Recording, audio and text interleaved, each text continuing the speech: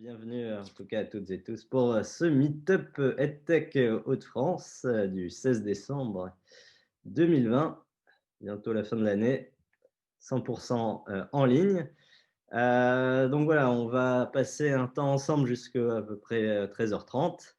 Où on va vous donner les quelques news de l'association depuis le lancement de novembre. On aura l'occasion d'entendre un témoignage notamment de la Holberton School avec Benjamin Delem et du programme Start Lab avec Jean. Ensuite, on fera un premier atelier interactif, une restitution et puis un deuxième temps avec des groupes de travail qui sont prévus. Et ensuite, voilà, la conclusion. Donc, voilà, vous pouvez dans un premier temps couper votre micro. Voilà, la séance est enregistrée, donc si vous ne souhaitez pas apparaître, n'hésitez pas à couper votre caméra. Et puis, n'hésitez pas à interagir et à poser vos questions via le chat. Alors, pour voilà, commencer, ce qu'on vous propose, justement, comme on est sur le temps du midi, c'est de partager ce que vous mangez et buvez, et notamment de trouver votre nom de guerre. Voilà, donc votre nom de guerre, c'est quoi pour le Meetup? C'est le dernier aliment mangé plus l'adjectif qui reflète votre état d'esprit actuel. Donc voilà, vous pouvez imaginer, réfléchir à ce que vous avez mangé ce matin ou ce midi, qu'est-ce que vous mangez ce midi, et l'adjectif qui reflète votre état d'esprit actuel. Et puis, on va voir dans le chat ce que ça donne. Alors, qu'est-ce que j'ai?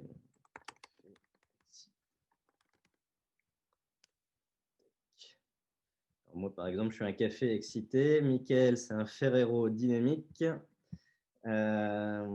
Messipa, un Daily Shock au taquet. Vincent, c'est l'ananas vitaminé. Christophe, le raisin jovial. Aude, le cookies réveillé. On a un kiwi aussi parmi nous. Yousra. Déborah, la noix de cajou enchantée. Nous aussi, on est enchantés. Mathilde, le kaki énergique. Alors, le kaki. Il y a deux kakis. Un kaki boosté avec Caroline. Jérémy n'a pas mangé, rien de préparé. Bon, voilà, on essaiera de terminer à l'heure pour que tu aies le temps de manger. Yann, c'est le pain comblé. Mickaël, la bolognaise au taquet. Voilà, on a une café curieuse avec Karine. Julien, c'est le ventre vide. Bon, on espère que on va en tout cas vous nourrir de EdTech et de bonnes vibes, on va dire, aujourd'hui. Dorothée, c'est le café débordé. Ouais, donc le café aussi, Solange. Philippe est aussi un café curieux. Et Benjamin est une frite croustillante. Donc, super en tout cas. Merci pour ce partage. Voilà, je vais enchaîner. Hop, je vais vous repartager l'écran. Donc voilà, EdTech Hauts-de-France, hein, donc nouvelle association. Pour vous rappeler, globalement, notre mission, c'est développer un territoire apprenant et inclusif, capable de préparer son futur. Donc voilà, les dimensions territoriales, apprenance et inclusif sont vraiment le cœur de la mission de l'association, avec l'ambition de faire du territoire des Hauts-de-France une remarquable terre d'innovation pédagogique et numérique. Voilà le double aspect pédagogique et numérique. Et donc, nos valeurs partagées, c'est la culture entrepreneuriale. C'est vraiment l'entrepreneuriat pour transformer le monde éducatif et de la formation. La réciprocité entre acteurs, donner et recevoir. La vision sociale des EdTech, l'humain d'abord avant la technologie. L'ambition forcément territoriale et puis l'ambiance conviviale où voilà, on a résumé cela en être sérieux sans se prendre au sérieux. Et en tout cas, voilà, de pouvoir, sans prise de tête, pouvoir échanger ensemble et voilà, être bienveillant et ouvert sur notre écosystème régional. Alors, comme vous avez peut-être pu participer, voilà, vous pouvez retrouver le replay hein, du lancement qui est uploadé sur YouTube. Hein, donc, ouais, n'hésitez pas à le revisionner si vous le souhaitez. Et puis, suite à cela, nous avons eu pas mal de retombées presse, notamment des articles en ligne que vous pouvez retrouver, hein, mais sur la Gazette Nord-Pas-de-Calais, par exemple, Schema également, Campus Matin a également relayé notre lancement. Nous avons, depuis le lancement, voilà, comptabilisé 30 nouveaux membres. Donc, bienvenue à l'ensemble de ces membres, avec une partie de membres qui étaient déjà EdTech France, donc qui sont directement affiliés à EdTech Hauts-de-France, et une autre partie dont voilà, ce sont des nouveaux membres Hauts-de-France. Et donc, bienvenue à l'ensemble de ces structures. Voilà, l'union fait la force, ou en tout cas, l'oignon fait la sauce, mais voilà, c'est important qu'on soit nombreux et avec cet objectif d'une cinquantaine d'adhérents en 2021. Donc, n'hésitez pas voilà, à relayer et à soit adhérer si vous n'êtes pas adhérent, soit à partager le lien d'adhésion. C'est important. L'objectif, voilà, c'est qu'on soit au moins une cinquantaine hein, pour pouvoir peser au niveau régional, avec des cotisations qu'on a voulu accessibles, en tout cas le plus accessible possible. Et également en tant qu'individuel, c'est également possible de s'inscrire, comme par exemple pour les professeurs ou vraiment les indépendants. Donc voilà, merci en tout cas à vous pour ça. Et puis, nous sommes aussi en train de construire des partenariats prometteurs. Donc, voilà, celui historique avec Euratechnologies, voilà, qui nous héberge physiquement, en tout cas pour la domiciliation. Angarca à Courtrai, qui est aussi un incubateur et pour lequel on va certainement faire des projets en 2021 avec Courtrai et la Belgique et les entrepreneurs belges. L'Université de Lille, et donc on va en parler aujourd'hui dans un groupe de travail avec Dorothée et Julien. La région Hauts-de-France, le département également pour nous soutenir. Nous avons aussi un rendez-vous avec la French Tech Lille pour voir les convergences avec la French Tech. Également la Pleine Image qui également via son écosystème pourra contribuer. Et puis voilà, l'EFAP qui est une école de communication pour lequel nous avons eu des étudiants et étudiantes qui ont travaillé en ce début d'année sur notre lancement et la communication de notre association, et bien entendu EdTech France. Donc sur EdTech France, en tout cas, la nouveauté, pour vous partager quelques nouvelles, c'est la nouvelle gouvernance, où voilà, il y a eu des élections d'un nouveau bureau, avec notamment voilà, Yannick Raffanel, qui est du Cluster Grand Ouest, qui est co-président maintenant, et voilà, qui aussi fait le lien entre les différentes associations régionales pour s'entraider mutuellement, et qui aussi nous a aidés pour la création de notre association locale. Et la nouveauté aussi majeure, hein, c'est le départ de Rémichel, hein, qui va voguer sur d'autres cieux EdTech, et l'arrivée d'une nouvelle déléguée générale, Anne-Charlotte Monneret, que voilà, on aura l'occasion certainement lors d'une prochaine meet-up de rencontrer, et voilà, qui est déjà en tout cas impliqué, que vous pouvez déjà retrouver sur les réseaux sociaux. Mais voilà, la vie de l'association, en tout cas, évolue et positivement. En tout cas, c'est la saison 2, hein, ça continue. Bon à savoir, hein, quelques news voilà, à partager, hein, c'est notamment la Nouvelle-Aquitaine qui a émis un appel à projet, un appel à manifestation d'intérêt EdTech. Donc, nous, en tant que EdTech Hauts-de-France, en tout cas en tant que structure dans les Hauts-de-France, on peut répondre à l'appel à projet. Donc, voilà, sur justement l'expérimentation de solutions numériques innovantes pour la formation et l'éducation. Il y a une première vague de candidatures qui a déjà eu lieu et il y en aura une certainement en 2021. Donc, on vous tiendra au courant si ça peut vous intéresser. Mais voilà, en tout cas, c'est des subventions à la clé pour pouvoir expérimenter des solutions EdTech innovantes. Donc, c'est intéressant et on va essayer de pouvoir le reproduire aussi spécifiquement dans les Hauts-de-France parce qu'on trouve que c'est une bonne idée pour pouvoir mobiliser et fédérer l'écosystème.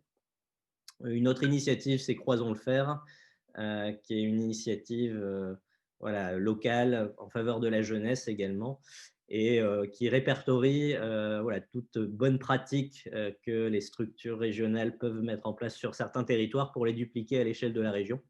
Donc, n'hésitez pas à aller voir, voilà, Croisons le fer. Et puis, si ça vous semble intéressant, il y a un formulaire pour pouvoir partager votre bonne pratique et pouvoir peut-être être recontacté afin de dupliquer vos initiatives si cela peut correspondre.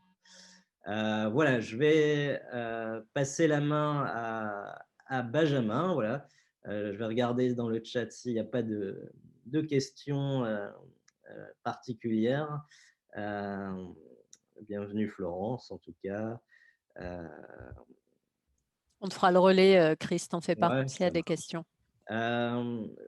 Benjamin, est-ce que tu as quelque chose à partager ou est-ce que tu veux que, voilà, que je partage ton écran ou je laisse le…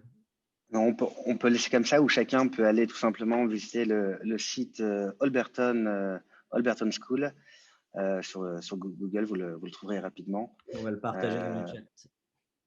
Très bien. Je vais mettre un lien. Tac. Voilà. Je vous ai Voilà, partagé super. la Alberton School, donc, qui est une nouvelle école très innovante qui va s'ouvrir. Voilà, c'est tout frais. Donc Benjamin est membre, voilà, et la Alberton est membre de notre association. Donc l'idée, c'est qu'on fasse des focus sur un ou deux membres par meet-up. Et donc là, c'est l'occasion de présenter la Alberton, qui est un modèle économique et pédagogique innovant. Merci Chris. Donc effectivement, membre de EdTech, ravi, et également voisin, parce qu'on a la chance d'être hébergé par Euratech, un écosystème que je connais bien, parce que je viens d'Euratech. Donc, pour vous parler un peu d'Alberton School, c'est une école qui a été créée il y a maintenant 5 ans, créée à San Francisco par la communauté française. Donc, c'est un ADN français très, très fort, même si l'école a été créée aux États-Unis, dans le berceau de la tech à San Francisco. Donc, c'est d'abord et avant tout une école de codage. Le modèle le plus proche chez nous, c'est l'école 42. On se compare beaucoup à l'école 42 qui a une pédagogie relativement proche et des spécialisations également relativement proches. Donc, c'est une école qui se fait en 2 ans avec une possibilité d'un format plus court si besoin, mais le format standard, c'est 2 années de scolarité. La première année est centrée sur les fondamentaux du développement avec pas mal d'apprentissage des langages un peu historiques comme le C, comme le COBOL ou le Fortran.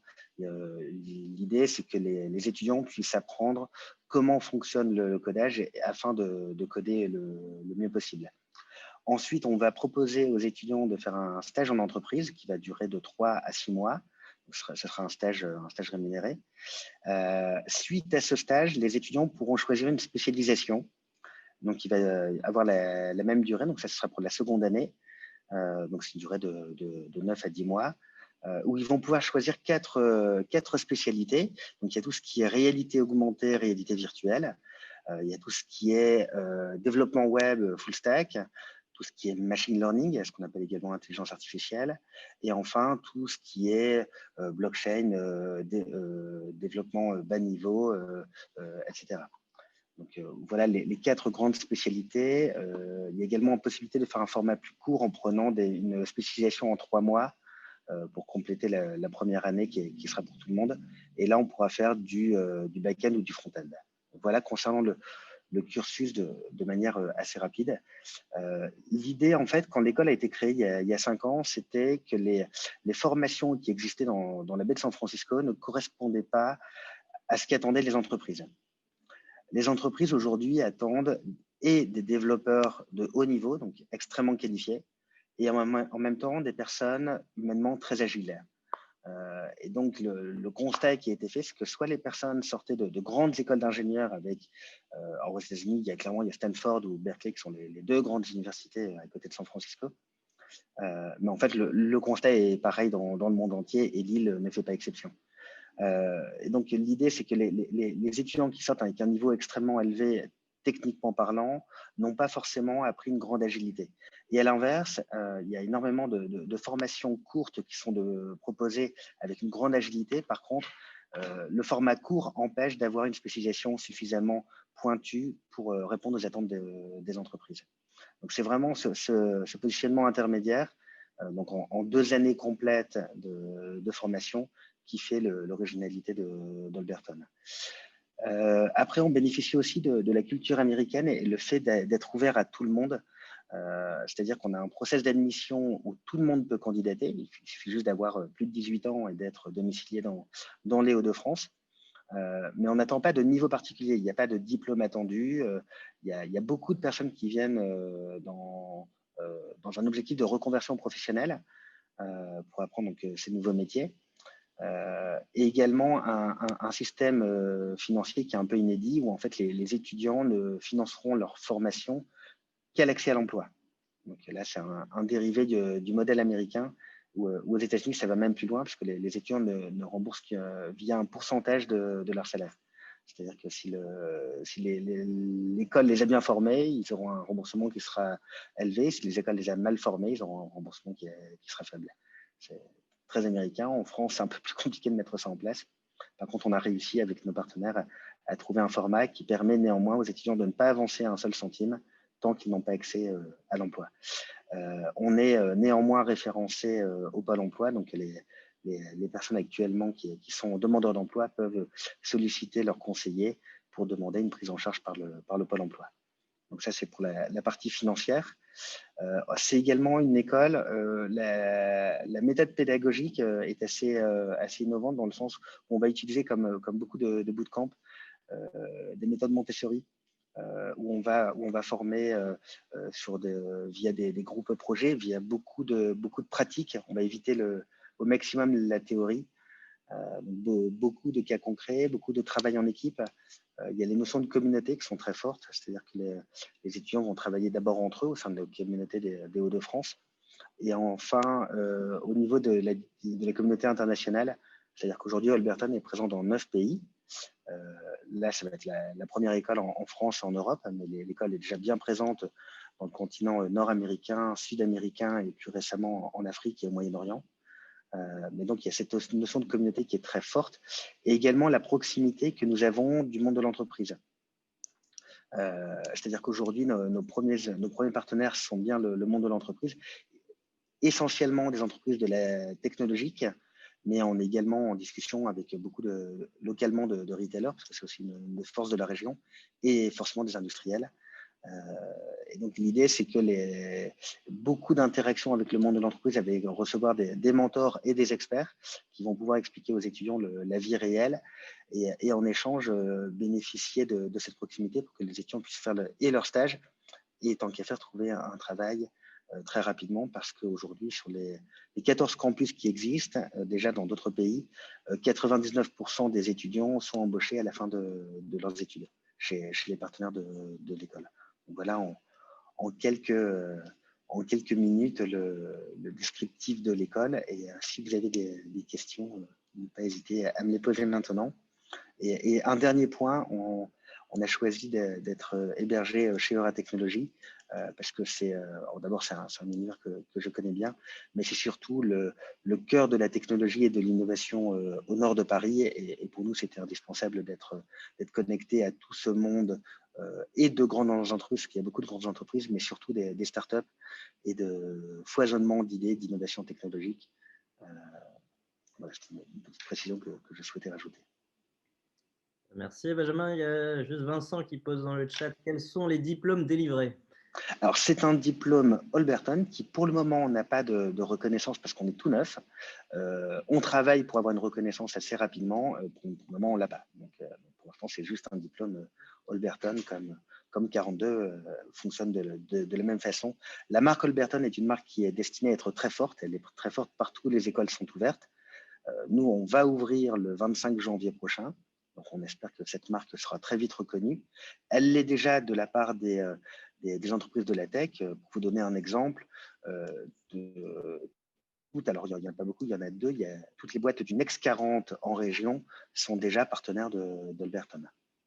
Donc, l'idée, c'est de vraiment que cette marque soit très rapidement reconnue et au sein des entreprises, des recruteurs, et demain au sein des étudiants qui sont divisés en 2 catégories. C'est-à-dire qu'une première catégorie, ce sont des jeunes qui vont suivre cette formation dans le cadre d'une formation pour accéder à l'emploi, donc type formation initiale.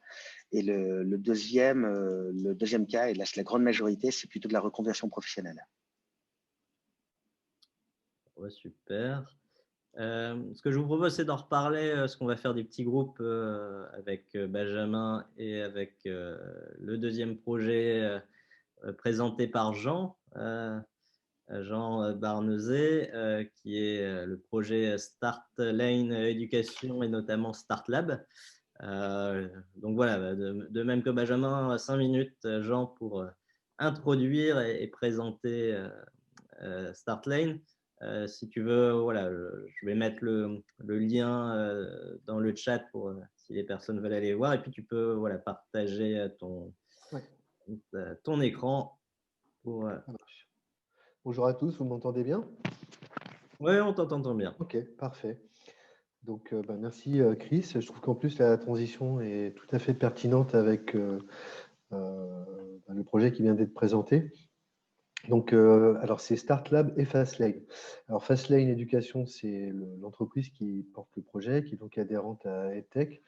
Donc, nous, on était un peu présents au tout début via un projet qui s'appelle Moonkeys, qu'on a développé, que certains connaissaient déjà. Donc, Moonkeys, l'objectif, c'est de proposer des stages en soft skills pour les 7-17 ans, pour les élever en marge de l'école, pour le monde de demain et pour les métiers de demain. Donc, il y a un lien évident avec ce qui a été présenté avant, puisque nous avons commencé Moonkeys en proposant des stages donc, dans un studio qui est basé à Paris sur 3 verticales. Une qui est le coding, plutôt pour les 7-15 ans, on va faire du Scratch, du Python. Ensuite, le journalisme, où on va l'aborder avec le monde des ados, les fake news, la construction d'informations, et Junior Startup, qui sont des activités pour les plus grands, où ils vont réfléchir à un projet jusqu'à aller au pitch. L'idée, ce n'est pas de former des codeurs, des journalistes et des entrepreneurs, mais c'est plutôt au travers de ces activités, développer leurs soft skills et pourquoi pas créer des vocations. Donc Moonkeys, c'est un projet qui se développe depuis 2 ans. Et là, en parallèle, on vient de développer un nouveau projet qui s'appelle Start Lab, qui en fait est né de notre activité dans l'entrepreneuriat et qui est aussi parti bien sûr du constat d'un manque d'outils mêlant distanciel et présentiel, notamment pour le monde de l'éducation. Donc, ce que je vais vous présenter aujourd'hui, c'est Start Lab qu'on est en train de lancer, c'est-à-dire que là, on le teste auprès de plusieurs établissements scolaires. On le lance officiellement en mars, mais le site qu'a indiqué Chris est bien en ligne. Et on est en train de finaliser un accrochage aux gares, pour ceux qui connaissent, pour que les établissements scolaires puissent accéder à notre outil depuis les ENT. Alors, de quoi s'agit-il? Donc, alors, j'arrive pas à passer mes slides. Hop.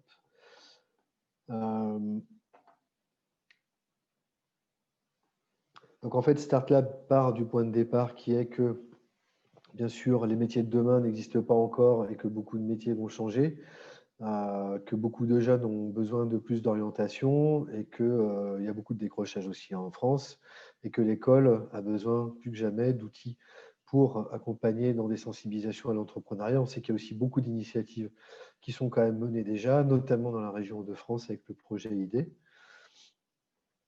Donc nous, notre mission qu'on a inscrite derrière le projet global, c'est de donc développer l'esprit d'initiative chez les 14-25 ans pour le monde de demain. Donc on le fait au travers des stages Moonkeys et là maintenant, on est en train de le développer au travers de ce projet Start Lab. Donc Start Lab, qu'est-ce que c'est? C'est une solution pédagogique innovante qui s'appuie sur 3 grands piliers. Une web app donc, qui est accessible par les élèves d'un côté et par les enseignants et les établissements de l'autre pour créer des challenges où des groupes vont progressivement se réunir pour construire petit à petit un projet entrepreneurial en passant par plusieurs étapes et en allant jusqu'à un pitch.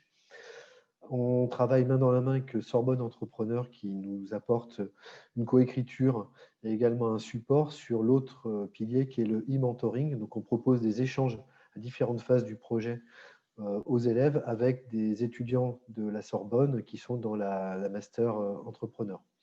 Enfin, on a développé une web-série qu'on va continuer à développer dans le temps où deux jeunes vivent des aventures autour de l'entrepreneuriat et vont également présenter des nouveaux métiers. Donc, le but de ce dispositif qui peut se prendre en main dans un établissement scolaire, mais également dans un établissement privé. On est par exemple en contact très avancé avec l'école de la deuxième chance.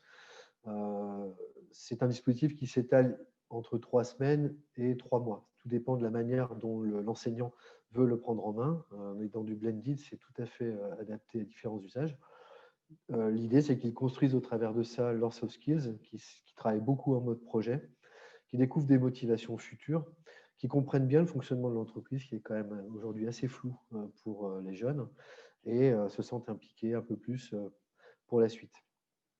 Donc là, vous voyez des interfaces de la partie élève sur la gauche, donc, qui est aussi un outil qui a été conçu pour être applicable sur mobile. Donc, en gros, les élèves vont parcourir 5 mondes qui vont progressivement leur amener à développer au final un business plan et un pitch.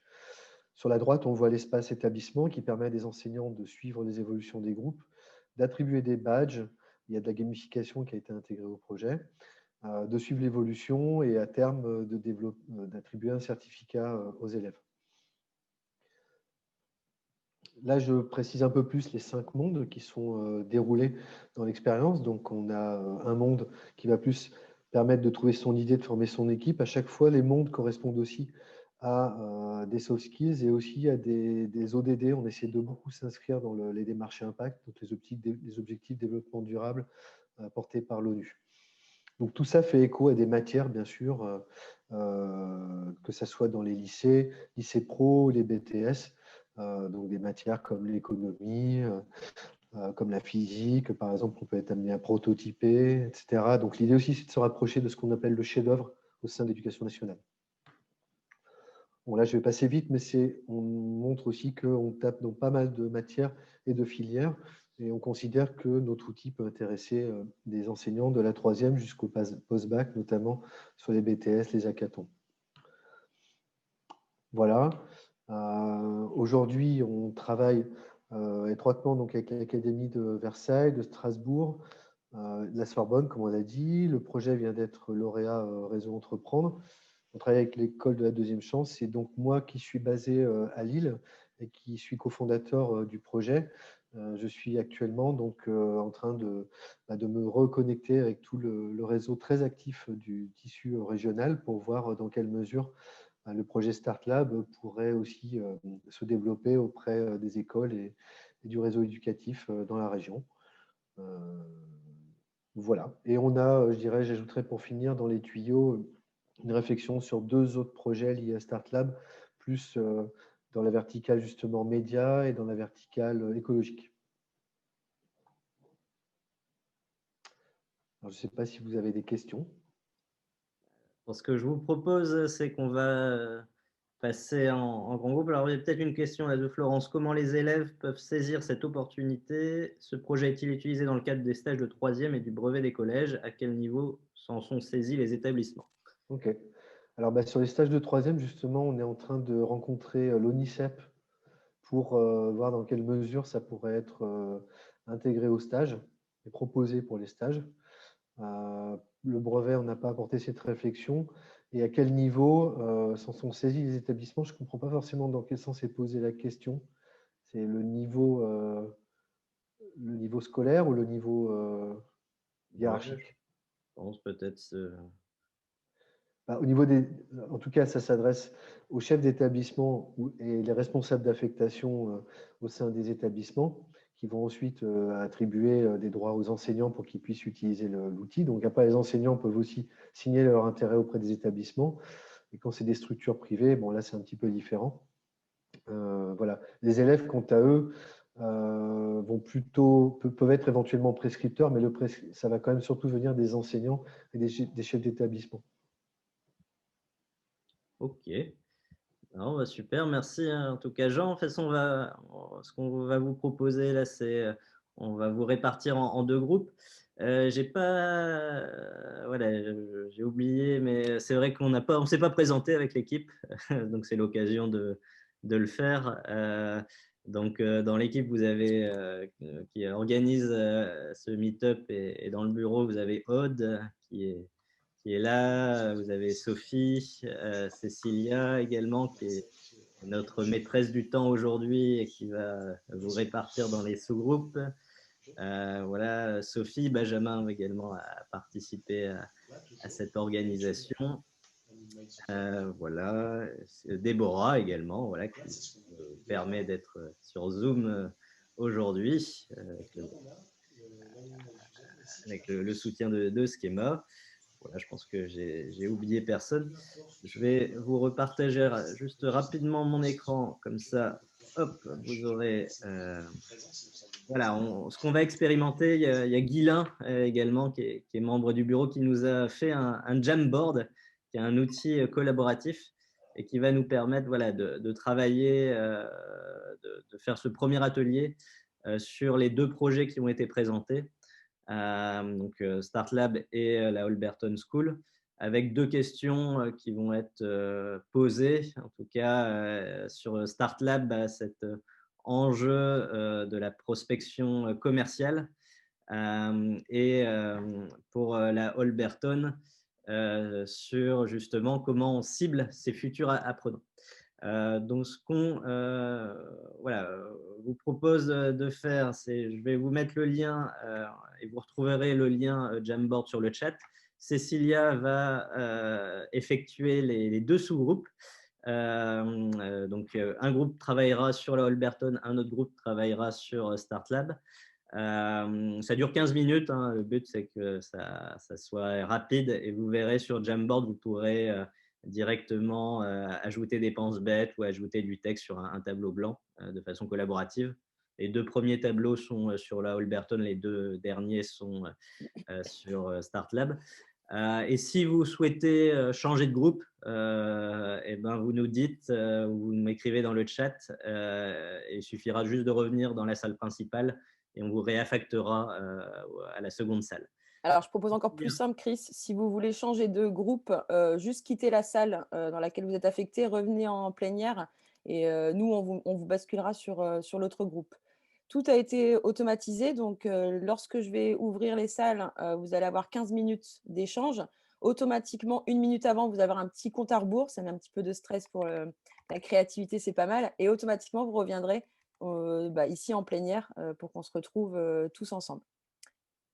Avez-vous des questions au niveau de la technique?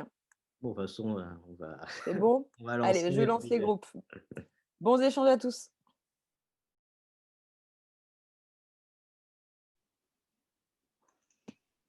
Bienvenue. Désolée. Voilà, bon, tout le monde est revenu de son sous-groupe. Peut-être Benjamin et Jean, un petit retour de ce partage, petite restitution pour les autres groupes. Vas-y Benjamin, je t'en prie. Pour ma part, merci Jean.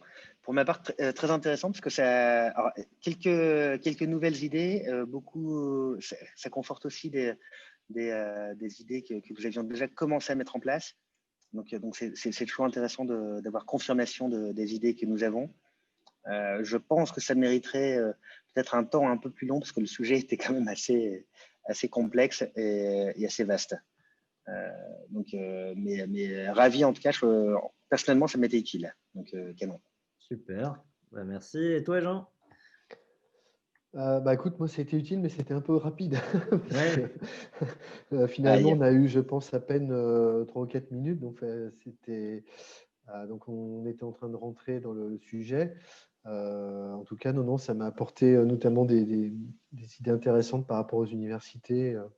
Mais il m'a manqué un peu de temps. Ouais, désolé en tout cas pour ces petits soucis. Après, bon, l'idée, c'est de Merci faire le beaucoup. lien et C'est vachement bien comme exercice. et de C'est cool. déjà connecter. Après, je pense que là, les membres avec qui tu as pu échanger pourront peut-être par la suite rééchanger avec toi par rapport à ta problématique. Il y a Mickaël qui se sauve. Salut Mickaël. Bonne journée. Et donc, on va passer, pour tenir le timing, à la deuxième session. Alors, je vais vous partager rapidement mon écran pour vous présenter cette seconde partie. Donc là, l'idée, ensuite, c'est de pouvoir faire des groupes collaboratifs de travail. Et notamment, on a travaillé cinq groupes donc pour travailler sur les chantiers de l'association.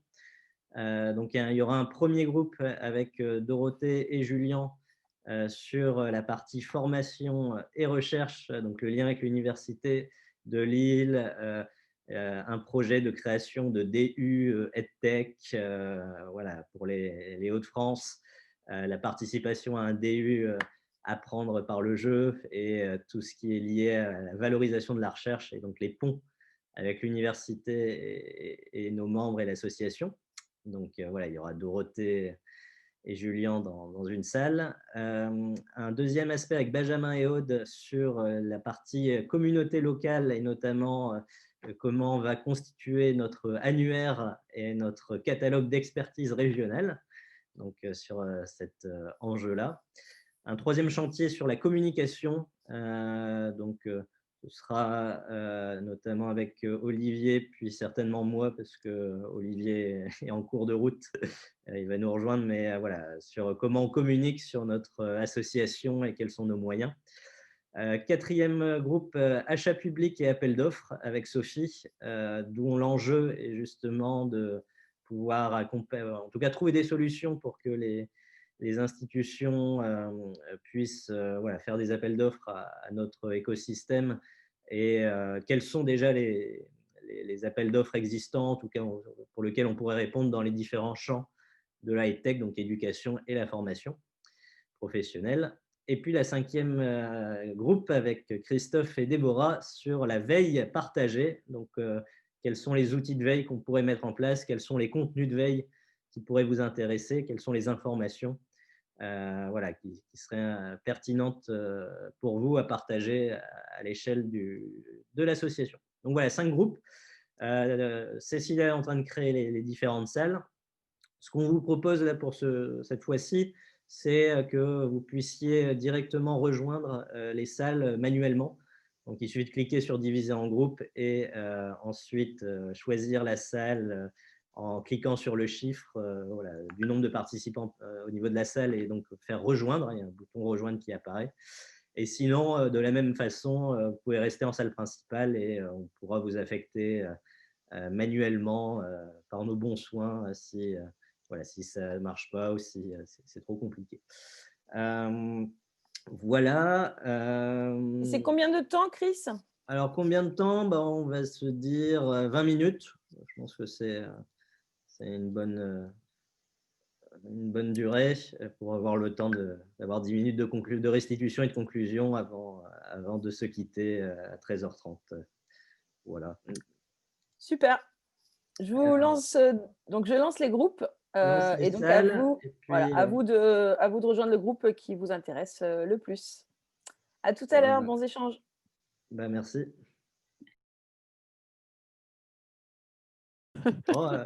Peut-être chaque groupe dit un peu ce qu'il en retire. Qui veut commencer? Moi, j'étais avec Jean. On était 2 là dans notre petit groupe et on a évoqué surtout l'aspect communication vis-à-vis de la région et également l'importance de faire une marque. Peut-être Jean, tu veux réagir ou... Oui, c'était un des. Donc, ces idées sont apparues un peu au fil de notre discussion et en relayant avec ce qu'on avait dit précédemment, moi, il me semble qu'en termes de communication, une identification passe par l'idée d'apparaître comme une marque, c'est-à-dire comme permettant de reconnaître ce que l'on fait, vous voyez, par une sorte de, je sais pas, de label ou de choses comme ça. Enfin, c'est être reconnu comme une marque. C'est ça qui me paraissait tout à fait important. On avait évoqué, si tu permets que j'enchaîne, un deuxième point qui était que, à titre personnel, dans un contexte où on est extrêmement sollicité par un tas d'événements, de lettres, de bidules, de machins qui nous tombent sur les boîtes mail en permanence, je plaidais pour un retour aux relations intra- et interpersonnelles, tout simplement par des contacts téléphoniques ou que sais-je, et autres, enfin bref, dialogue autrement que médiatisé. Voilà, c'est un peu à l'ancienne. Non, mais oui, on a souligné l'importance des liens humains et de Un déjà bon se vieux connaître. pigeon. Un bon vieux pigeon, Jean, ça te convient? Ouais, allez, ça te va bien. Bien, ça. Tout à fait. Donc c'est une particularité des gens du Nord, hein, d'élever des pigeons. Merci de me rappeler ça. On a de très bons Mais colombos. la preuve, c'est qu'on est là, quoi. On se parle. La preuve, c'est ça qu'on se parle. Je crois que c'est important de se Ouais, bien parler. sûr, bien Voilà. sûr. Ah ouais, et donc il y avait cet enjeu en tout cas de créer une visibilité de nos structures et ça va passer en tout cas par l'annuaire et la cartographie. Voilà, c'était Benjamin et Aude qui étaient sur ce sujet. Ouais. Alors, je vais démarrer. En fait, c'est vrai qu'en échangeant, on s'est rendu compte qu'il y avait quand même, on avait beaucoup d'acteurs de la formation. Enfin, on n'était pas très nombreux, mais en tout cas, la formation était bien représentée. Il y a quand même une difficulté pour le public à bien cerner les formations, ce qui existe aujourd'hui comme offre. Et du coup, je pense que c'est d'autant plus important d'avoir une cartographie claire avec, et là, Mickaël, tu le soulignais, un point important, qu'est-ce qu'on entend par EdTech? Donc, en quoi une institution ou une école ou voilà, une start-up est-elle EdTech? Donc ça, je pense qu'il faut aussi qu'on se pose cette question-là quand on construira cet annuaire. Et puis ensuite, on a quand même... après, on a parlé de sujets plus spécifiques concernant les difficultés que peuvent rencontrer peut-être les enseignants ou les élèves, parce que là, on était sur le monde de la formation dans l'intégration d'innovation dans la pédagogie. Benjamin, si tu veux compléter. Non, tu as bien résumé, mais les deux gros points que j'ai retenus, c'est effectivement la difficulté de repérer les bonnes formations pour les candidats. Beaucoup de monde et on ne sait pas qui fait quoi. Et l'autre côté, c'est par rapport à l'annuaire et la communauté EdTech, qui est concerné. Si je fais un petit peu d'innovation, est-ce que je suis concerné ou est-ce que je dois faire beaucoup d'innovation? Est-ce que réellement, parce que si on accueille tout le monde et n'importe qui, la qualité du réseau va vite diminuer, le volume va augmenter, mais la qualité va diminuer. Donc, est-ce qu'on doit mettre des critères? Est-ce qu'on doit mettre il y a peut-être un enjeu à ce niveau-là pour bien accueillir les personnes qui font leur place. Au moins en termes de déontologie, parce que je pense qu'il faut avoir une certaine éthique à respecter et de bienveillance collective, quoi. Bien sûr. Dorothée. Oui, je voulais juste demander, en fait, est-ce que derrière la notion d'annuaire, vous entendez une offre de service des membres du réseau EdTech? Parce qu'en fait, quand j'entends les échanges, j'ai vraiment l'impression que la notion d'annuaire, normalement, elle est finalement un référencement des différents acteurs. Et là, on a vraiment l'impression que derrière, il y a cet enjeu-là de visibilité de l'offre de service. Et du coup, faut-il réellement parler d'annuaire? On avait évoqué annuaire et catalogue d'expertise. Alors. D'accord. Okay. Mais voilà, c'est parce que du coup, il y a des choses qui croisent certainement avec nous, les échanges qu'on a eus dans le groupe formation-recherche. Je ne sais pas si c'est lié à qui est-ce. Donc, Vas-y, tu peux enchaîner, hein, Dorothée. Bah oui, du coup, alors nous, on aurait pu avoir 2 fois 20 minutes parce qu'on avait à la fois la recherche et la formation à traiter. La recherche, en fait, derrière la recherche, c'est plutôt les enjeux autour de l'innovation. Et puis finalement, la recherche, c'est un levier d'innovation. Hein, donc, ce n'est pas la recherche à proprement parler. Et donc, du coup, on a eu, sur la formation, en plus, on avait différentes choses. On avait la formation, finalement, vis-à-vis des acteurs EdTech à proprement parler. Donc, ceux qui étaient potentiellement pourvoyeurs de solutions ou qui souhaitaient développer des solutions et comment on les accompagne. Et puis après, il y avait la formation et les enjeux de formation qui reprennent ce qu'a dit Aude, les enjeux de formation auprès des publics bénéficiaires de cette appropriation-là des technologies, de comment on acculture aux enjeux autour de l'innovation pédagogique, de l'usage du numérique. Voilà, il y avait finalement plein de choses et peut-être trop de choses. Ce qu'on a retenu, c'est la proposition de RATEC sur le campus d'innovation Winov comme étant, on va dire, peut-être un marchepied sur lequel on va pouvoir construire, bâtir et fédérer différentes activités. Une action concrète sur laquelle on pourrait travailler à l'image du DU qu'a monté Eurasanté Université de Lille sur l'accompagnement des gens intéressés pour développer des solutions ou développer des entreprises dans le domaine EdTech, mais dans le domaine santé, mais cette fois-ci dans le domaine EdTech. Ces formations devant s'appuyer sur les différents acteurs de l'écosystème, que ce soit des acteurs de l'enseignement supérieur et de la recherche, des acteurs start-up EdTech ou des autres entrepreneurs, des acteurs du différents domaines.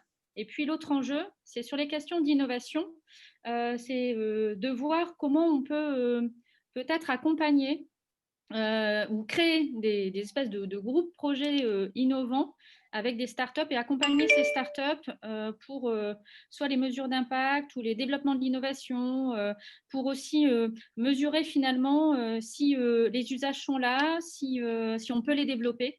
Donc, opérer ce travail-là d'accompagnement spécifique auprès d'une startup qui en émettrait le souhait.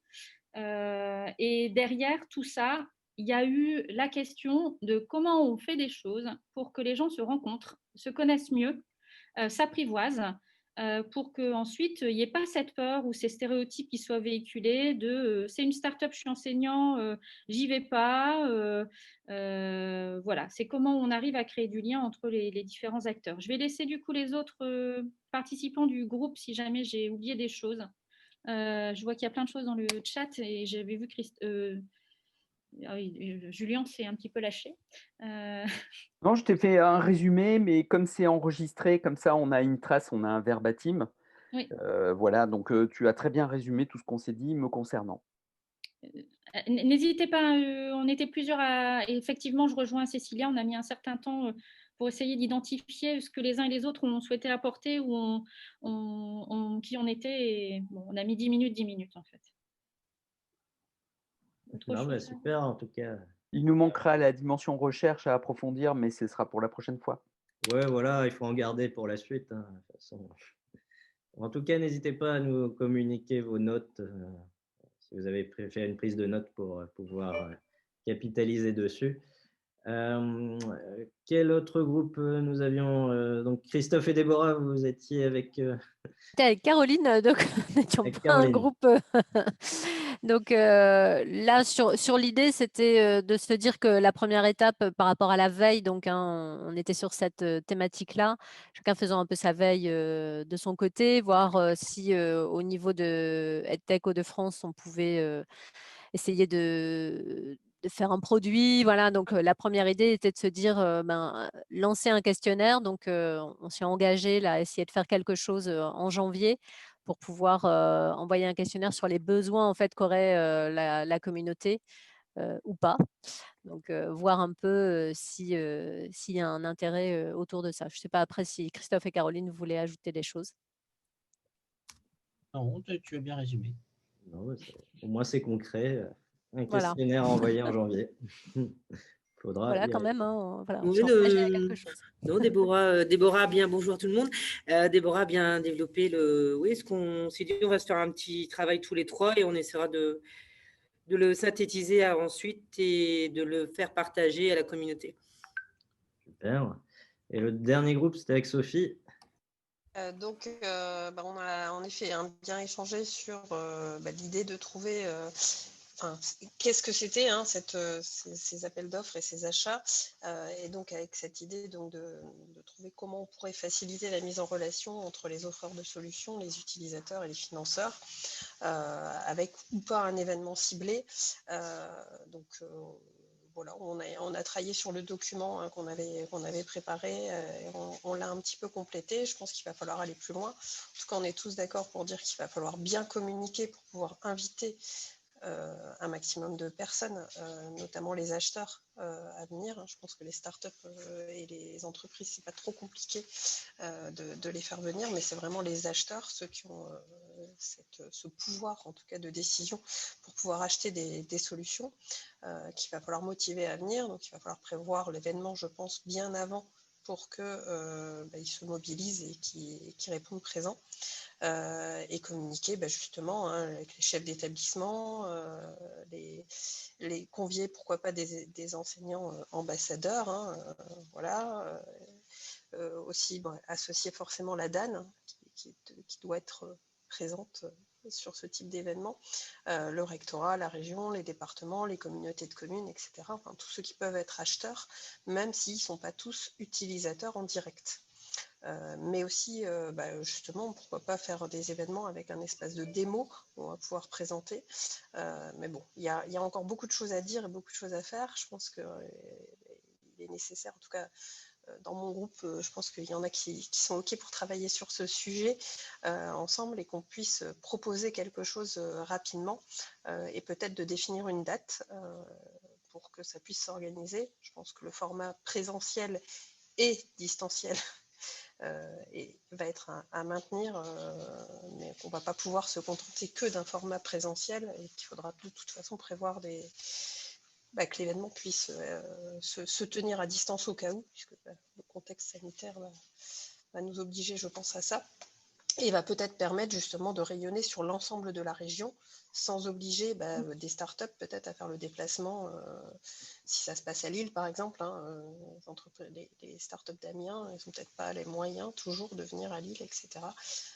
Ou l'inverse, si ça se passe à Amiens, ceux de Dunkerque, ça fait peut-être un petit peu loin.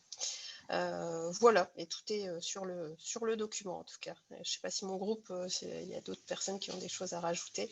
Et il y avait aussi, voilà, dans le groupe veille, on voulait ajouter justement cette veille peut-être commune aux appels d'offres. Non, super. Merci en tout cas Sophie pour ce résumé. Après, c'est vrai qu'une idée, en tout cas les meet-ups sont l'occasion d'échanger et d'avoir un temps certes limité pour avancer sur les sujets, mais rien ne vous empêche de pouvoir proposer peut-être un temps spécifique sur votre sujet. Et nous, on peut relayer aussi auprès de la communauté pour faire peut-être un événement dédié, soit sur l'achat, soit sur l'aspect recherche et formation. Voilà, au-delà d'un meet-up où la temporalité est tous les 2 mois à peu près. Mais voilà, sachez que tout est possible et donc voilà, l'idée c'est de co-construire et de lancer des dynamiques pour que les chantiers avancent indépendamment de nos temps de meet-up. Voilà, merci en tout cas pour toutes ces restitutions. Voilà, on arrive à la fin vu qu'il est 38. Je vous propose… Oui, Dorothée. Sans vouloir démultiplier les groupes de travail, nous, on était, c'est vrai, relativement nombreux. Et je me questionne vraiment sur peut-être l'intérêt de faire un groupe de travail qui soit vraiment dédié à la formation centré utilisateur. Parce qu'en fait, c'est un chantier qui va peut-être, du coup, si on laisse tout dans un seul groupe, j'ai peur que du coup, on n'arrive pas à faire les choses correctement. Alors que là, si on centre les gens qui ont envie de faire vraiment une réflexion sur l'accompagnement de centré utilisateur, sur la culturation, à ce moment-là, ça pourra peut-être…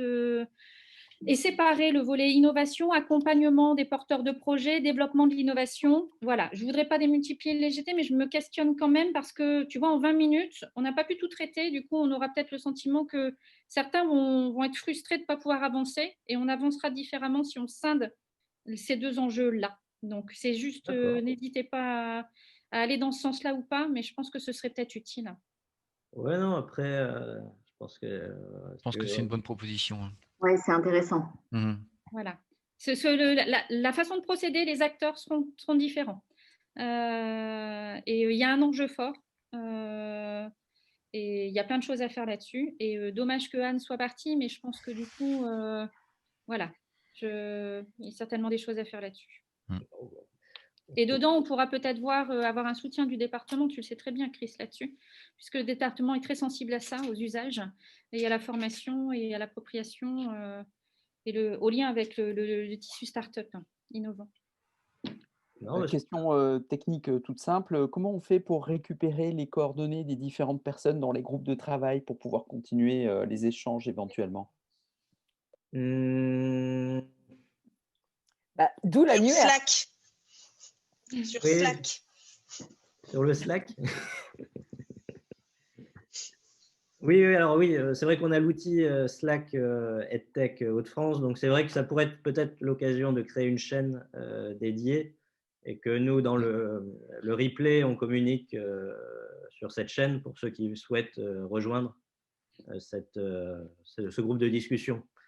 Je ne sais pas si ça pourrait convenir, mais en tout cas, comme on ne sait pas qui était exactement dans les chaînes, après, on aura… ce qu'on peut faire, c'est éventuellement partager l'email des personnes qui étaient tête de file dans les différents groupes, et comme ça, les gens peuvent leur écrire ou…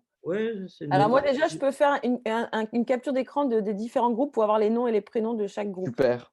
Déjà. Très bonne idée. Comme ça… Oui, n'hésitez pas à partager votre mail, peut-être les responsables de groupe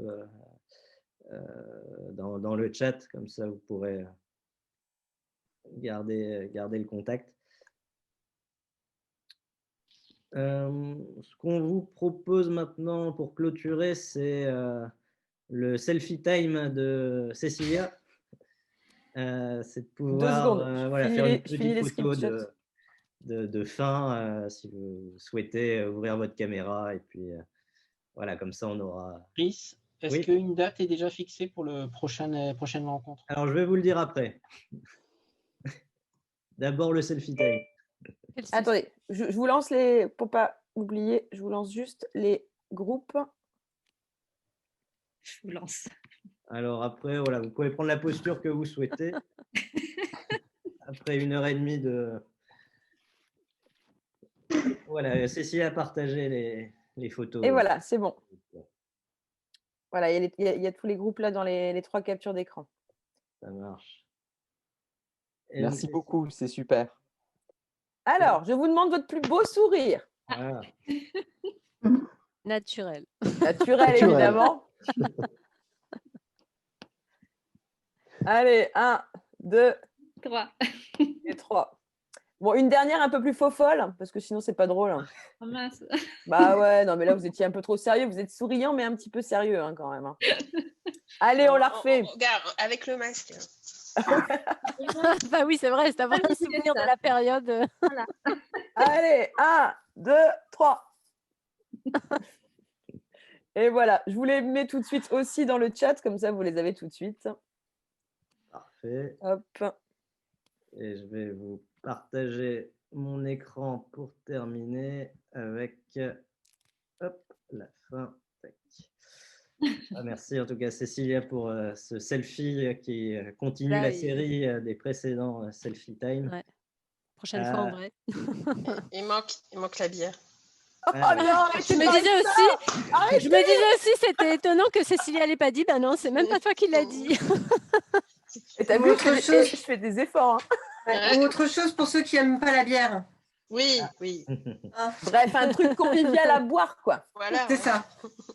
Et donc oui, on vous donne rendez-vous en tout cas le 27 janvier prochain. On verra si c'est possible ou pas en physique et à quelle heure on pourra le faire. Mais voilà, en tout cas, on a pris déjà une date pour janvier, le 27. Et puis bon, en attendant, voilà, on vous souhaite des belles fêtes de fin d'année, un bon joyeux Noël. Et puis voilà, on espère que voilà, 2021 sera une année aussi faste pour notre association et en tout cas voilà, c'est bien parti et merci en tout cas d'avoir participé à ce meet-up, en tout cas suite au lancement. C'était chouette de se retrouver, même si c'est en ligne, en tout cas voilà, au moins on garde le lien et puis ça avance en tout cas.